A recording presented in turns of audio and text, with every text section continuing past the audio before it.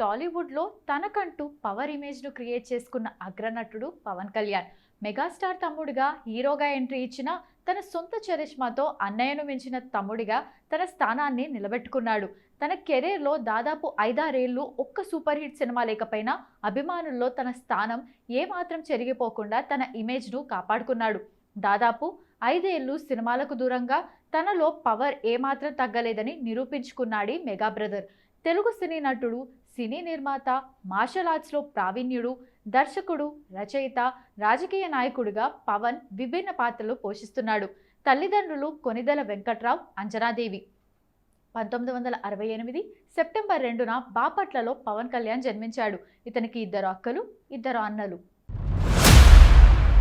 Telugu cinema అగ్రనటుడిగా వెలుగొందుతున్న megastar చిరంజీవికి పవన్ తమ్ముడు. నటుడు, నిర్మాత కొనిదెల నాగేంద్రబాబు పవన్కు రెండో అన్నయ్య.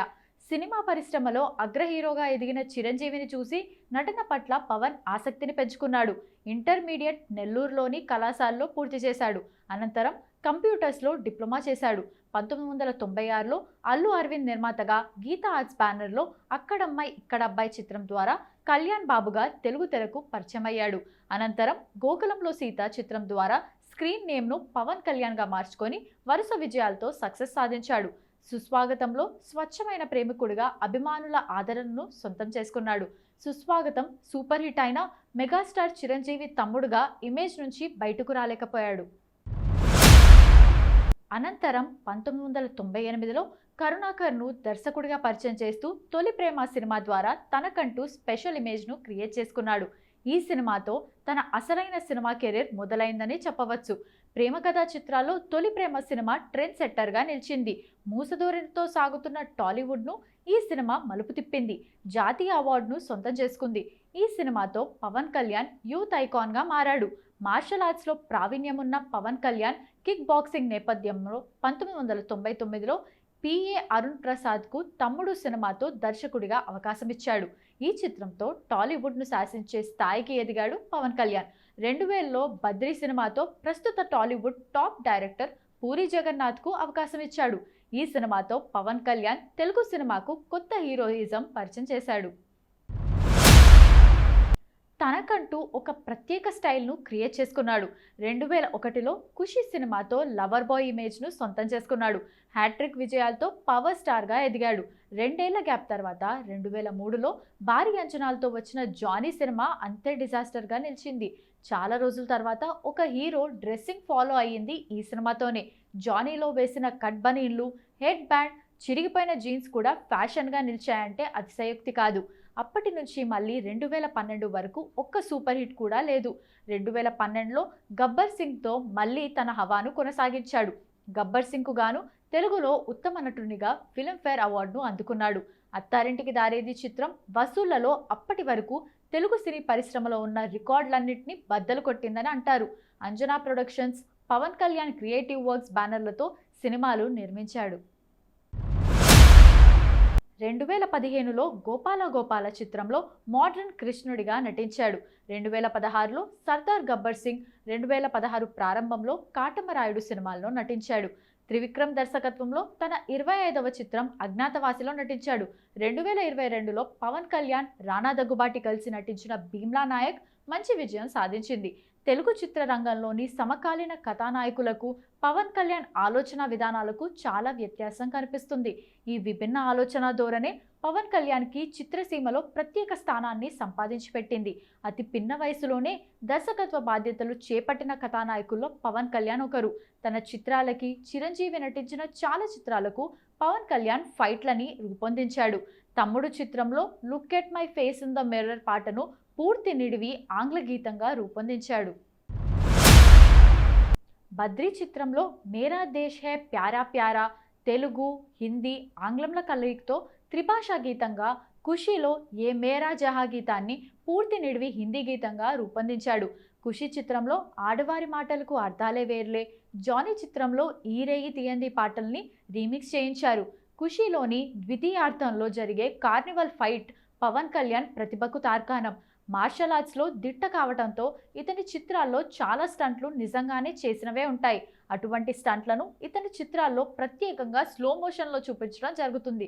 అత్తారింటికి దారేది, అజ్ఞాతవాసి చిత్రాల్లో కూడా ఒక పాటని తన గాత్రంతో ఆలపించారు.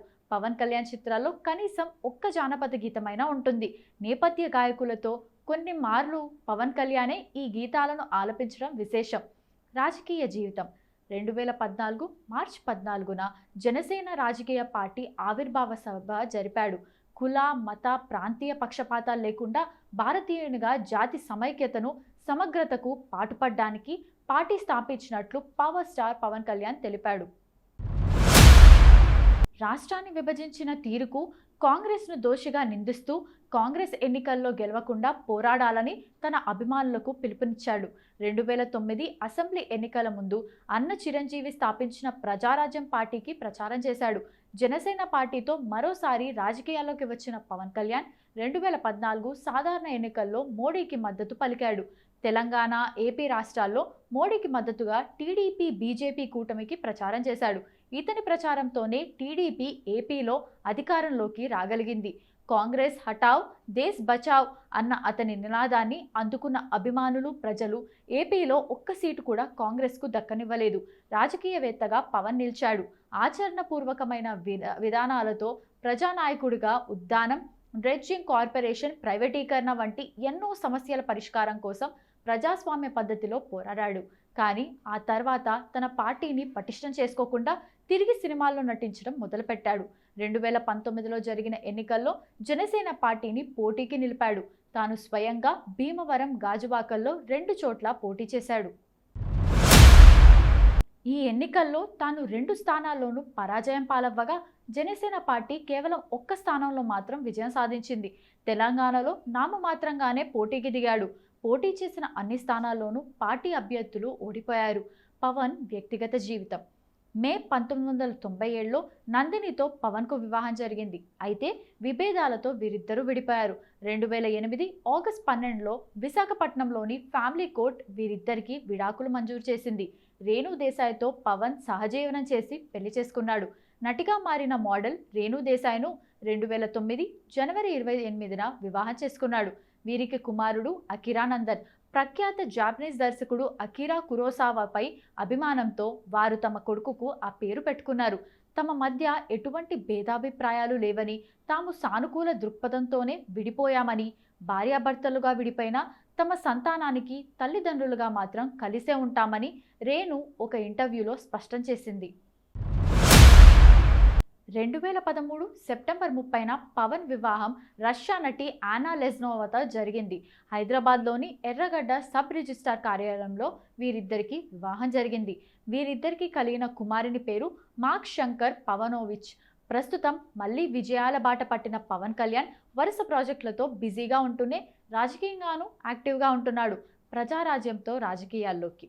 తెలుగు రాష్ట్రాలతో పాటు భారతదేశ రాజకీయాలపై మంచి అవగాహన ఉన్న ఆయన 2008లో తన అన్నయ్య చిరంజీవి స్థాపించిన ప్రజారాజ్యం పార్టీలో చేరాడు పవన్ కళ్యాణ్. అందులో యువరాజ్యం అధినేతగా బాధ్యతలు నిర్వర్తించారు. అయితే ప్రజారాజ్యం పార్టీని కాంగ్రెస్లో విలీనం చేయడంతో పవన్ నొచ్చుకున్నారు. తర్వాత తను నమ్మిన సిద్ధాంతాలు, భావజాలానికి అనుగుణంగా జనసేన పార్టీని స్థాపించి పోరాటం మొదలుపెట్టారు. 2014 ఏపీ ఎన్నికల్లో పోటీ చేయకుండా టీడీపీ, బీజేపీలకు మద్దతు ఇచ్చారు. 2019 ఎన్నికల్లో కూటమి నుంచి బయటకొచ్చి ఒంటరిగా పోటీ చేసి గాజువాక, భీమవరంలో ఓడిపోయారు. ఆ తర్వాత 2024 ఆంధ్రప్రదేశ్ ఎన్నికల్లో టీడీపీ, బీజేపీలతో తిరిగి జట్టు కట్టి కూటమి అధికారంలోకి రావడంతో కీలక పాత్ర పోషించారు పవన్ కళ్యాణ్. 10 ఏళ్ల పోరాటం తర్వాత పిఠాపురం నుంచి ఎమ్మెల్యేగా గెలుపొంది సగర్వంగా అసెంబ్లీలో అడుగుపెట్టి నారా చంద్రబాబు నాయుడు క్యాబినెట్లో డిప్యూటీ సీఎంగాను బాధ్యతలు చేపట్టారు. డిప్యూటీ సీఎంగా జనసేన పార్టీ అధినేతగా తీరిక లేకుండా ఉన్నప్పటికీ హరిహర వీరమల్లు, ఓజీ, ఉస్తాద్ భగత్ సింగ్ సినిమాల్లో నటించారు. ఇప్పటికే వీరమల్లు రిలీజ్ కాగా సెప్టెంబర్ 25న ఓజీ రిలీజ్ అయింది. ఈ సినిమాపై టాలీవుడ్తో పాటు భారతీయ చిత్ర పరిశ్రమలో ఎన్నో అంచనాలు ఉన్నాయి. రాజకీయాల్లోకి వెళ్ళిన సినిమాల్లో తన స్థానం, తన క్రేజ్, చెక్కు చెదరలేదని పవన్ కళ్యాణ్ నిరూపించారు. తనకు ఎంతో ఇష్టమైన శాఖలకు మంత్రిగా సేవలందిస్తూ ప్రభుత్వంలో భాగస్వామిగా సమాజాన్ని మార్చాలని ప్రయత్నిస్తున్న పవన్ కళ్యాణ్ జీవితంలో మరిన్ని ఉన్నత శిఖరాలను అధిరోహించారు.